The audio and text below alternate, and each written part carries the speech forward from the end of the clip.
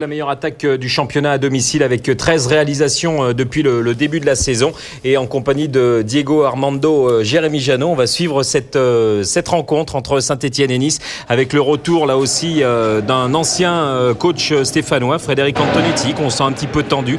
Il dit qu'on ressent toujours de l'émotion quand on vient à Saint-Etienne. 20 minutes de jeu, on retrouve Christophe Landrin, des Stéphanois qui manœuvrent bien, à l'image ici de Monsieur Piquion qui a inscrit son 5e but de la saison. Et quel but, hein, tout en puissance, Jérémy. Là, ça fonctionne bien. Fantastique. Pique dans son style, très aérien, avec un magnifique contrôle. Et après, là où il a énormément progressé dans les face-à-face avec le gardien, maintenant, ça va 9 fois sur 10 au fond. Et ça va au fond, et ça fait 1-0. Et puis, on sait que c'est un garçon, Frédéric Piquion, qui est plus qu'en ascension. Preuve en est, il est étincelant depuis le début de la saison. Et ça se retrouve sur le terrain et au tableau d'affichage. Les Verts qui poursuivent toujours leur domination. Ici, avec un ballon qui circule bien. On retrouve encore un Feindouno étincelant, là aussi, qui met un petit peu à l'envers cette défense niçoise en ayant inscrire le 2e but après 28 minutes de jeu. Quand Pascal est dans un soir comme celui-ci, il est tout simplement inarrêtable. Il nous a gratifié de superbes dribbles. Et en plus, avec un but, il a vraiment fait un match plein. Ouais, c'est son 6e cette saison. Il est là. C'est lui qui reprend les commandes du classement des buteurs de Saint-Etienne sur un service de Dernis, papa d'une petite Léna depuis le 9 novembre dernier. 47e minute de jeu dans cette première période. Coup franc niçois avec Cyril Roll. Et ce ballon qui vient se loger au fond de votre cage. On voit votre colère, hein, le coup de pied sur le poteau. La réponse, elle est là. En fait, ouais, elle est déviée par le mur.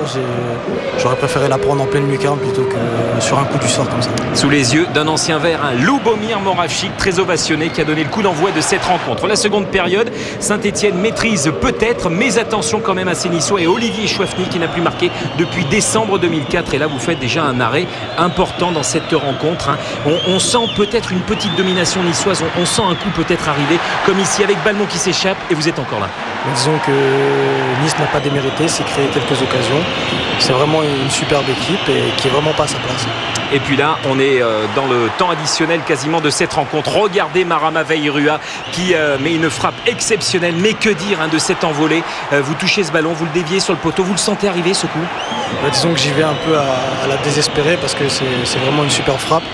Et je me dis, il faut que je tente quelque chose. Et c'est que du bonheur. J'avais ressenti ça à la dernière minute à Nantes, mais là, avec un arrêt, c'est encore plus beau.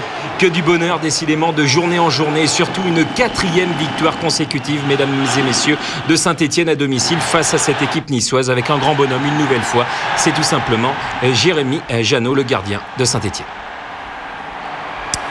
2-1 pour les Stéphanois et Jérémy Janot qui parade encore dans ce vestiaire. Et Diego Armando Maradona, comme l'a appelé Philippe Genin, parce que c'était son surnom. À Jérémy, c'est bien comme ça qu'on vous a appelé dans le vestiaire ou c'est plutôt comme ça que vous vous êtes appelé vous-même? Ouais, c'était juste pour chambrer, mais j'ai vraiment pas 1% de son talent balle au pied. Jérémy, restez avec nous parce qu'on a encore un moment particulier à vous montrer dans ce jour de foot.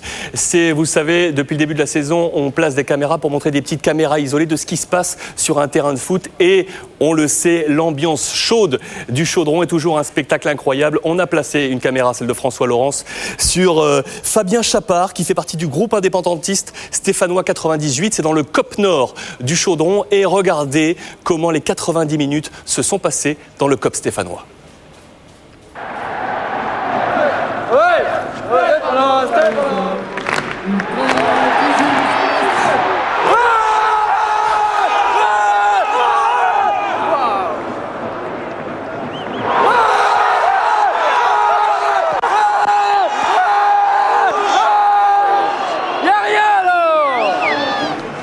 Juste avant la mi-temps.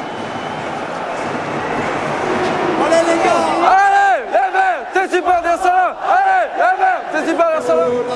Putain, merde! Mais lève ta balle! Allez, c'est pas grave, Dernis, c'est un des meilleurs, ça! Il y a la pagaie qui rentre.